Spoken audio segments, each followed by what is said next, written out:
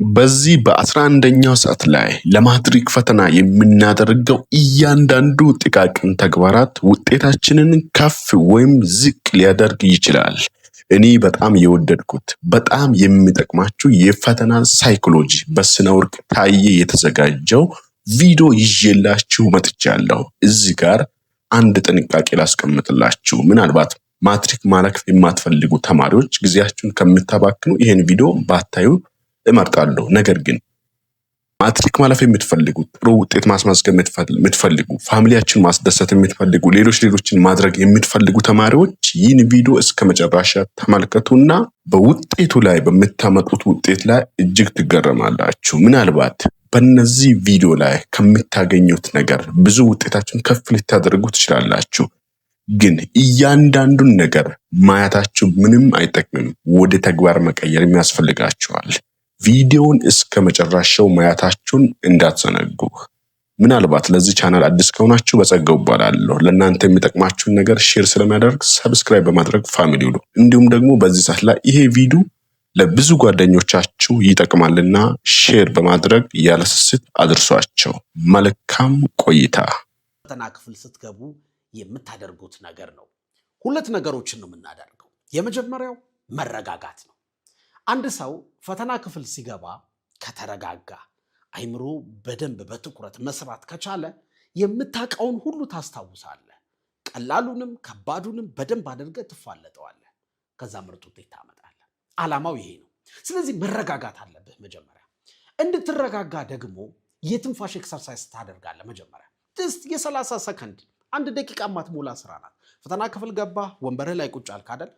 ከዛ የትንፋሽ ኤክሰርሳይዝ ትሰራለህ። እንዴት ካላችሁ አየር ወደ ውስጥ በጥልቀት ታስገባለህ። 1 2 3 4 5 ትልና እፍን ያደረግከውን አየር ትለቀዋለህ። ከዛ አሁንም አየር ወደ ውስጥ ታስገባለህ። ጸጥ ትልና ታፈነዋለህ። 1 2 3 4 5 ትልና ታስወጣዋለህ። አሁን እኔን ተመልከቱ። አየር በጥልቀት እስባለሁ። 5 ቆጥሬ አስወጣለሁ።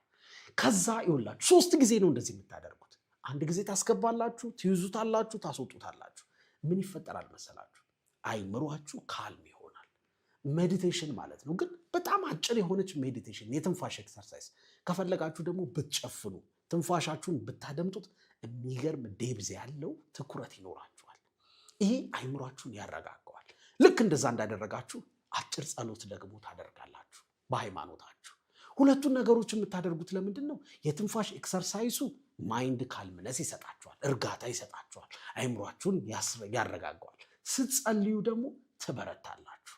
ከባድ ቢሆን ፈተናው እንዲቀላችሁ እንዲገለጥላችሁ ያደርጋል። እንድትጠነክሩ ከጭንቀት እንድትወጡ ያደርጋችኋል። ልክ ሁለቱን ነገሮች በፍጥነት እንዳደረጋችሁ ብዙ ሰዓት መውሰድ የለባችሁም። የትንፋሽ ኤክሰርሳይሱም ጸሎቱም አጭር መሆን አለበት። ልክ ይህን አድርጋችሁ ስትጨርሱ የመጀመሪያ ስራችሁ መሆን ያለበት ፎርሙን ጥንቅቅ አድርጋችሁ መሙላት ነው።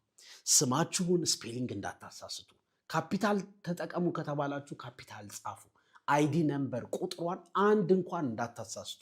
የትምህርት ቤታችሁን ስም፣ ክልላችሁን፣ ኤቭሪ የምትጠየቁትን በደንብ ሙሉ። ለምን መሰላችሁ? አንዱን ነገር ብታሳስቱ ውጤታችሁ 0 ነው የሚሞላው። ይኸውላችሁ አንዳንድ ጊዜ ስትማሩ ክፍል ውስጥ ምናምን ትምህርት ቤት ስማችሁን ሳትጽፉ መምህሩ እጅ ጽሁፋችሁን ስለሚያውቅ አንተ ልጅ ኧረ እባክህ ስምህን ጻፍ በልንካ ውጤትህን ብሎ ሊሰጥህ ይችላል። የሚያውቅህ መምህር ነው። አሁን ግን ውጤታችሁን የሚያርሙት ኢንትራንስ የሚያርሙላችሁ ሰዎች አያውቋችሁም። ፈልገው ምናምን አይሰጧችሁም። በስትክክል መረጃችሁ ካልተሞላ 0 ነው የሚሞሉላችሁ። ከዛ ህይወታችሁን እንዴት እንደሚያበላሹ አስቡት። እንግዲህ 550 የሚያመጣ ልጅ 450 ሲያመጣ 350 ሲያመጣ አስቡት። ስለዚህ ፎርሙን በጥንቃቄ ሙሉ። ጥንቅቅ አድርጋችሁ ሰርታችሁ ምርጥ ውጤት አምጥታችሁ እንኳን ፎርሙ በትክክል ካልተሞላ 0 ነው የሚሞላው። ስለዚህ ፎርሙን ሙሉ።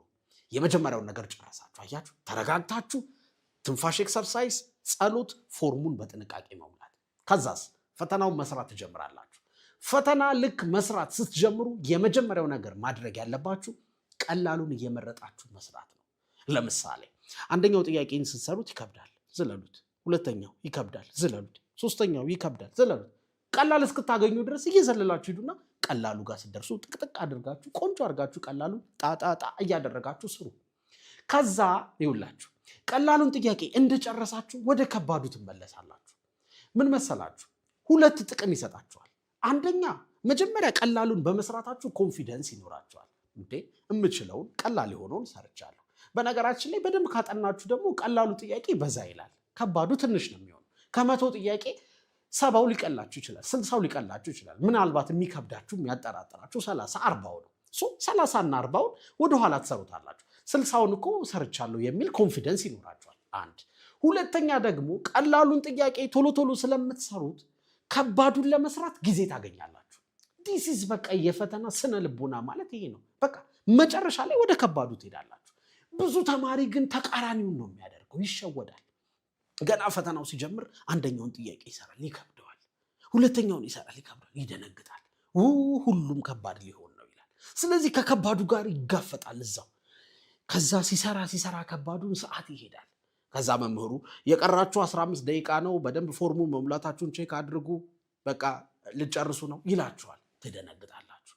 15 ደቂቃ ነው የቀራችሁ። እናንተ ግን 50 ጥያቄ አልተሰራም ከመቶ 80 ጥያቄ ይሆናል። 40ውን አልሰራችሁም። 15 ደቂቃ ነው የቀራችሁ። ትደነግጣላችሁ። ምንድን ነው የማደርገው ትላላችሁ። ምኑን ከምኑ ላድርገው ትላላችሁ። ከዛ እየሞከራችሁ እየገመታችሁ ትሄዳላችሁ። በጣም ቀላል የምትሉትን ጥያቄ ሚስ ታደርጋላችሁ፣ ትስቱታላችሁ። በጣም የምታውቁትን ነገር እዛው ትረሳላችሁ። ለምን? ትደነግጣላችሁ፣ ትረበሻላችሁ። ቅድም ምን ብያችኋለሁ? ፈተና ክፍል ውስጥ ምርጥ ውጤት የምታመጡት ከተረጋጋችሁ ብቻ ነው። ይኸውላችሁ ለፍታችሁ አጥንታችሁ ፈተና ክፍል ከተጨነቃችሁ፣ ከደነገጣችሁ አትሰሩም፣ ውጤት አታመጡም። ስለዚህ ካልምነስ ይፈልጋል፣ ፈተና መረጋጋት ይፈልጋል። በሙሉ አቅማችሁ በሙሉ ትኩረታችሁ እንድትሰሩት እርጋታ ይፈልጋል። ስለዚህ ቀድማችሁ ቀላሉን ጥንቅቅ አድርጉት። ከዛ ለከባዱ ሰዓት ይተርፋችኋል። ይኸውላችሁ ቀላሉን ሰርታችሁ ወደ ከባዱ ስትመጡ ሰዓት ቢያልቅ እንኳን መምህሩ ቢቀማችሁ እንኳን አይቆጫችሁም። ለምን? እንዴ ቀላሉን የምችለውን በሙሉ ሰርቻለሁ፣ የሚከብደኝን ስታገል ሰዓት አለቀ ትላላችሁ። ነገር ግን ከባዱን ስትታገሉ ቀላሉን ሳትሰሩ ብትወጡ በጣም ነው የሚቆጫችሁ። ፈተናው እኮ በጣም ቀላል ነበር፣ ሳልሰራ ጊዜ ሳይበቃኝ ትላላችሁ። በጣም ብዙ ተማሪዎች የሚቆጫቸው ይሄን ነው። ውጤታቸውን ዝቅ የሚያደርገው የሚወድቁት አንዳንድ ተማሪዎች ይችን ባለማወቃቸው ምክንያት። እናንተ ብልጡ ነው። ለምሳሌ እንግሊሽ ትምህርት ላይ ፓሴጅ በጣም ሰዓት ይወስዳል። ፓሴጅ ስኪም እንኳን እያደረጋችሁ እንደዚህ ብታነቡት እንኳን ሰዓት ይፈልጋል። ለምን? ጥያቄው ጋር ስትሄዱ የሆነ ፓራግራፍ 4 ላይ እንደዚህ የምትል ቃል አለ፣ ኮንቴክስቹዋል ሚኒንጉ ምንድን ነው ይላቸዋል። ፓራግራፍ 4 ላይ ሄዳችሁ ታነቡና ምናምን ትርጉም ምናምን ትላለ። ሰዓቱ ይወስዳል አይደል? ፓሴጅ በቃ መጨረሻ ላይ ስሩት። ምን ችግር አለው? እንግሊሽ ላይ ስንት ፓሴጅ ይኖራል? ሚኒመም 2 ፓሴጅ ይኖራል፣ ማክሲመም 3 ፓሴጅ ይኖራል። አጠቃላይ ግን ብትደምሩት 20 ጥያቄ ነው እነዛ ፓሴጅ። እንግሊሽ ደግሞ 100 ጥያቄ ወይ 120 ጥያቄ ነው። አስቡ፣ 80 ጥያቄ እኮ መስራት ትችላላችሁ ቀድማችሁ። 80ው ግራመር ይሆናል፣ ፓራግራፍ ይሆናል፣ ወይ ደግሞ ሴንቴንስ ኮምፕሬንሽን ይሆናል። ብቻ የተለያየ ጥያቄ ጃምብል ወርድ ይሆናል ምናምን። እሱን ብትታገሉ ይሻላል። ምክንያቱም 80ውን ሰርታችሁ ሰዓት ከተረፋችሁ ወደ 20ው ትመጣላችሁ፣ ፓሴጅ ጋር ትመጣላችሁ። ስለዚህ ቀድማችሁ ፓሴጅ እንዳትሰሩ። ብዙ ተማሪ ፓሴጅ ሲታገል ቀላሉን የግራመር ፓርት ምርጥ ውጤት ማምጣት የሚችለውን ፓርት ሳይሰራ ይቀራል፣ ሰዓት አለቀ ይባላል። እንግሊሽ ብዙ ተማሪ ሰዓት አይበቃውም። ኤስኤቲም እንደዛው ነው። ኤስኤቲም ላይ 2 ምናምን ፓሴጅ ይኖራል። ፓሴጁን መጨረሻ ላይ አቆዩት፣ ሌላውን ስሩ። ኤስኤቲ ደግሞ ማትሱ በደንብ ይደፈናል። በጣም ቀላል ማትስ ነው። ማትስ ጎበዝ ብትሆኑም ባትሆኑም የኤስኤቲ ማትስ በጣም ቀላል ነው። እንግሊሹ ከበድ ለሚላችሁ ተማሪዎች በተለይ ማትሱን ድፍን ካደረጋችሁት ውጤታችሁን ባላንስ ታደርጉታላችሁ፣ የኤስኤቲ ውጤታችሁን። እኛም ደግሞ ባይ ዘ ዌይ ኤስኤቲ ላይ አድቫንስድ ሪቪዥን ብለን እንዴት አድርጋችሁ ማትሱን እንዴት አድርጋችሁ እንግሊሹን እንደምትሰሩ ስትራቴጂ አሳይተናችኋል እዛ ኮርስ ላይ። ስትራቴጂ ብቻ አይደለም፣ እያንዳንዱን የማትስ ጥያቄ በምን አይነት ወይ እንደምትሰሩት 100 ጥያቄ 50 ጥያቄ የኢንተራንስ እየመዘዝን እንግሊሹንም ማትሱንም ፓርት አሳይተናችኋል። ስለዚህ ወደ ተግባር መቀየር ነው የሚጠበቅባችሁ። ስለዚህ ኤስኤቲ ማትሱ ላይ ስሩ፣ ፓሴጅ አቆዩት። ከባድ የምትሉትን ጥያቄ ኬሚስትሪ የሚሆን ሂስትሪ የሚሆን ጂኦግራፊ የፈለገው ይሁን ብቻ ከባዱን መጨረሻ ላይ ስሩ። መጀመሪያ ቀላሉ ጥንቅቅ አድርጉት። አሁን ያልኳችሁን ካደረጋችሁ መጀመሪያ ትንፋሽ ኤክሰርሳይዝ፣ ጸሎት ታደርጋላችሁ። ከዛ ፎርሙን በጥንቃቄ ትሙላላችሁ፣ ቀላሉን ትሰራላችሁ፣ መጨረሻ ላይ ከባዱን ትሰራላችሁ። ይህን ካደረጋችሁ ከእናንተ የሚጠበቀውን በሙሉ ስላደረጋችሁ ምርጥ ውጤት የማምጣት እድላችሁ በጣም ሰፊ ይሆናል። ወደ መጨረሻው ሐሳብ እንሄድ። አራተኛውና የመጨረሻው ምክሬ አታካብዱ ነው። የኢንትራንስ ተፈታኞች በተለይ የህይወት ፍጻሜ አይደለም ይሄ ፈተና። ምርጥ ውጤት አምጥታችሁ ካለፋችሁ ኮንግራ እንኳን አለፋችሁ፣ ካላለፋችሁም እንኳን አላለፋችሁ። ሁሉም ነገር ለበጎ ነው። ከእናንተ በተሻለ የሚያስፈልጋችሁን ነገር ፈጣሪ ያውቃል። ደግማችሁ ተፈትናችሁ ማለፍ ትችላላችሁ። ካልፈለጋችሁ ደግሞ የምትወዱትን ሙያ ወይ የሆነ ትምህርት ተምራችሁ ስራ ልትሰሩም ትችላላችሁ።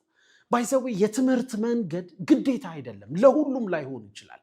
አንተ ግን የሚጠበቅብህን በሙሉ አድርግ፣ እንዳይቆጨህ፣ የአይምሮ ሰላም እንዲኖርህ፣ ህሊናህ እንዳይጮህብህ። ለምን አንተ እኮ ስትቀልድ ነው፣ እንደዚህ ስታደርግ ነው፣ ጊዜን ስላልተጠቀምክበት ነው፣ ተዘናግተ ነው፣ ፊልም ስታይ ቲክቶክ ስታይ ነው እንጂ ብታጠና ታልፋለህ እንዳይልህ ህሊናህ አቅምህን ሙሉ ተጠቀምና እጅ ላይ ላለው ታመንና ወጥረህ አጥና፣ ወጥረህ ተዘጋጅ፣ ወጥረህ ጥያቄ ስራ። ከዛ በኋላ የሚመጣውን ውጤት በጸጋ ተቀበል። በህይወት ስንት ፈተና አለ መሰላችሁ? ኢንትራንስ አንዷ በጣም ትንሿ፣ ይህን ቢያክል የህይወት ፈተና ኢንትራንስ በጣም ይችኛዋ ናት። ግን ካለህበት አንጻር ትልቅ ሊመስልህ ይችላል።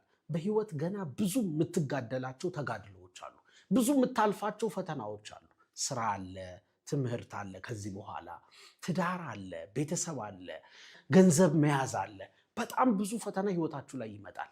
ስለዚህ ዩኒቨርሲቲ ብትገቡም ባትገቡም ጠንካራ ማንነት ገንቡ፣ ዲስፕሊን ገንቡ።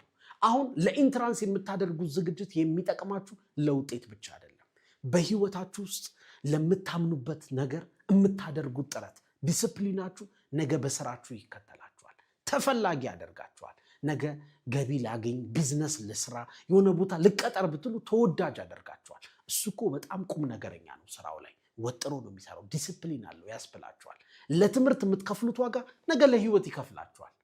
ነገር ግን ዩኒቨርሲቲ ብትገቡም ባትገቡም ሙያ ሊኖራችሁ ይገባል። በጎን የሆነ ትምህርት ተማሩ።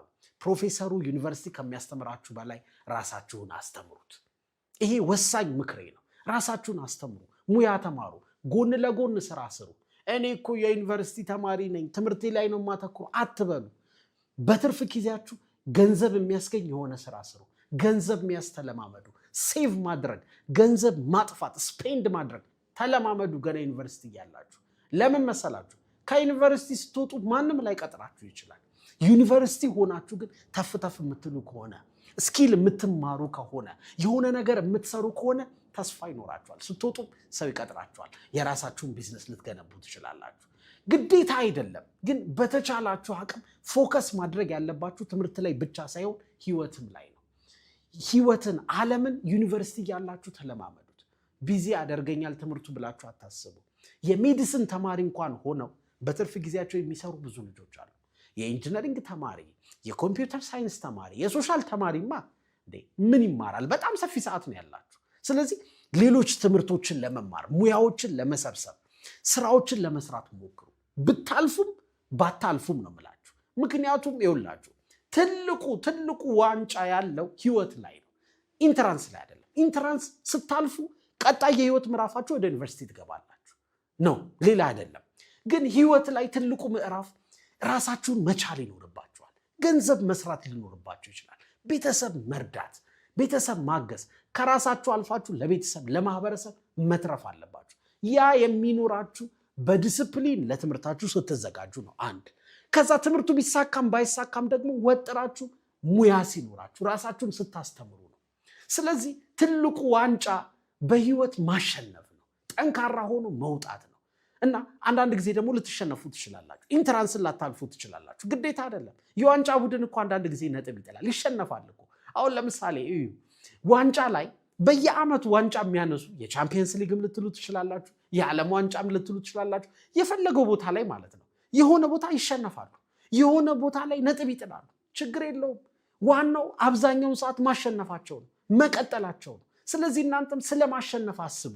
አንድ ጊዜ ተሸነፍኩ ችግር የለውም። ቀጥሎ ያለውን የህይወት ሩጫ ማሸነፍ ነው ያለባችሁ። ስለዚህ ሁልጊዜ ባታሸንፉ እንኳን ሁልጊዜ ጥረት አድርጉ።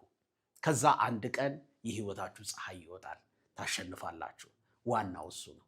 ስለዚህ ኢንትራንስን በዲስፕሊን ተዘጋጁ፣ በደንብ ተዘጋጁ።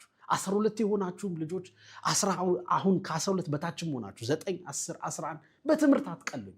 ለምን? እጃችሁ ላይ ላለው ታመኑ፣ ወጥራችሁ ስሩ። ምክንያቱም ትምህርታችሁ ላይ ወጥራችሁ የምትሰሩ ከሆነ ነገ ስራም ላይ ወጥሮ የሚሰራ ማንነት ይኖራችኋል። ዋናው ዲሲፕሊኑ ነው ብያችኋለሁ። ከዛ በኋላ የሚመጣውን ነገር በጸጋ ተቀበሉት። የህይወት ፍጻሜ አይደለም። ጀስት አንድ የሆነች ማተር የምታደርግ ህይወታችሁ ላይ ትንሽዬ ክስተት ናት። ኢንትራንስ ማተር ታደርጋለች፣ ኢፌክት አላት ህይወታችሁ ላይ። ግን ትልቅ አድርጋችሁ አትሳሉት። ህይወት ፍጻሜ አይደለም። ተቀበሉት፣ አታካብዱት። ለሁላችሁም ግን የምትመኙት ሁሉ እንዲሳካ እመኝላችኋለሁ። መልካሙን ሁሉ ተመኘው። እስከ መጨረሻው